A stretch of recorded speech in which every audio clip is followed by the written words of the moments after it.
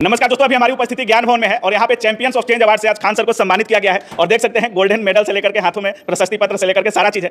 सबसे पहले आपको बहुत बहुत बधाई सर। तो धन्यवाद। और आज जो ज्ञान भवन में पुरस्कार मिला एकदम वो जो राष्ट्रपति भवन वाला माहौल होता है, जो पुलिस बैंड होता है, माननीय राज्यपाल महोदय थे और सुप्रीम कोर्ट की जस्टिस सुधा मिश्रा मैम थी, तो ये लोग की उपस्थिति में जब अवार्ड मिलता है तो बड़ा खुशी होती है अपने आप में। आपको इस अवार्ड के लिए क्यों चयनित किया गया? हमको इस अवार्ड में चयनित किया गया था एजुकेशन एंड सोशल वेलफेयर में, क्योंकि एजुकेशन तो बहुत लोग दे रहे होते हैं, लेकिन एक आसान भाषा होती है, एक कम फीस होती है और जो पढ़ाई ओरिएंटेड होती है, जो एग्जाम में आ जाती है, तो उस सब चीज़ों के लिए होती है। तो एक तो था ही कि भाई हमारी फीस एकदम कम है और भाषा आसान थी। एक जो लोग कहते थे एग्जाम में कितना आता है, तो हाईकोर्ट में केस ठोक दिया सब इस बात पे कितना पढ़ाया गया। तो ये सब चीज़ों से, और कुछ लोग ये जब कह रहे थे कि कानून हमको सिखा रहे थे, तो आज उनके मुंह पे ये भी तमाशा है कि जो कानून सिखा रहे थे लोग, भारत का chief justice K G. Balakrishnan sir ने ज्यूरीज में और honourable justice Sudha Mishra ma'am ने, उन लोगों ने नाम को नॉमिनेट किया जो हमको कानून पढ़ा रहे थे। भारत का मुख्य न्यायाधीश, उससे बड़ा कोई कानून का जानकार नहीं है। जब वो लोग नॉमिनेट करते हैं तब समझ में आता है कि नहीं भाई चलो भाई समाज के लिए जो कर रहे हैं, तो ये हम लोग के लिए भी एक मोटिवेशन होता है। जब राज्यपाल सर स्टेज पर गए और जब उनका संबोधन चालू हुआ तो पहला ही नाम खान सर का लिए, उस समय क्या लग रहा था, क्या कुछ पूछ रहे थे सर? और राज्यपाल महोदय, हम लोग के ना बिहार का सौभाग्य जो इतने इंटेलेक्चुअल राज्यपाल मिले हम लोग को। राजेंद्र प्रसाद की धरती पे जिस तरह से वो एक इंटेलेक्चुअल व्यक्ति थे, वैसे ये है। इनको किताबें पढ़ने का बहुत शौक है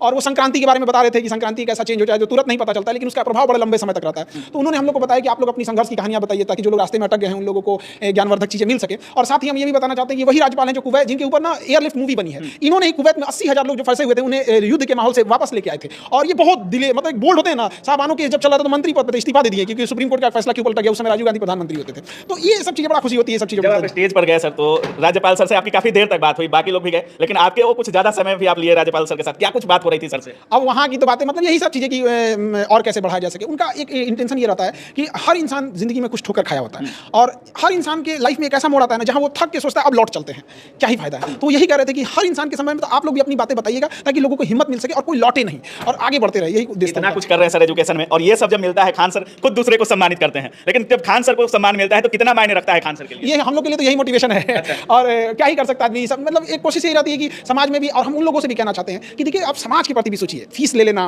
बिजनेस, शिक्षा को बिजनेस बना देना, शायद अगर हम भी बिजनेस होता तो आज ये नहीं मिला होता। ये तो गारंटी करते हैं, आज हम भी बिजनेस किया था तो नहीं मिला रहता। 100 अब आपसे केवल बिहार की बात कीजिए, 14 करोड़ की आबादी है। 14 करोड़ की आबादी में बिहार का राज्यपाल गवर्नर महोदय महिम नाम लेके जब आपको संबोधित करते हैं, तो 14 करोड़ में जब आपको लेके होते हैं तो ये आपने तो आखिर ये कैसे? ऐसा नहीं है कि हमारे पास कोई अलग से कोई सीख निकला हुआ है। हमने जहां हमको था कि हमें लगा था कि हम लाखों फीस ले सकते हैं, वहां ना लेके 1000, 200, 300 में पढ़ा दिए। तो ये उस समय का सेक्रीफाइस अभी मिलता है। ये असली संक्रांति है। जब हम लोग ये शुरू किए थे तो पता नहीं था कि यहाँ तक जाएंगे, तो ये बड़ा खुशी होती है। उसका फल भी मिल रहा है। बिल्कुल बिल्कुल मिल रहा है। एक चीज और है, कल शायद बीपीएससी का हाई कोर्ट में हियरिंग भी है सर, उसको लेकर क्या कुछ बोलिएगा? उसको लेकर आप देखिए, हाईकोर्ट में तो जितने भी पर्याप्त सबूत थे हम लोगों ने रख दिया, और जैसे जैसे डेट बढ़ता है हम लोग के हाथ में एक आध और सबूत आते जाता है, तो धीरे धीरे रखते जाते हैं। तो एक और से दुख हो जाता है कि इतना लेट क्यों जा रहा है, और कभी कभी इस बात को भी होता है कि चलो थोड़ा और सबूत मिल गया। और रही बात की देखिए इंडिविजुअल आंदोलन समाप्त हो चुका था, आपने 3 दिन लगातार उसको करके जान डाल दिया सर। अब बहुत लोग कह रहे हैं कि 18 तारीख का जो कोर्ट में हियरिंग है वो बहुत निर्णायक होने वाला है। बिल्कुल निर्णायक होगा। और अभी हम लोग के पास 2 और सबूत है, अरिराज जगह है, वहां हम 2 रोल नंबर बताएंगे आपको, और वो रोल नंबर हम लोग आपको पहले ना बता के, क्योंकि कुछ ऐसे भी कोर्ट में सीधा कोर्ट, कुछ चाहते पत्रकार बीपीएससी के ऐसे है ना, वो प्रोवोक करते हैं कि आप सबूत को पब्लिकली बता दीजिए। आप पब्लिकली बता देंगे, वो जाके उसको बीपीएससी को बता देगा, बीपीएससी उसका पूरी टीम बैठा के उसका कोई काट रख देगा,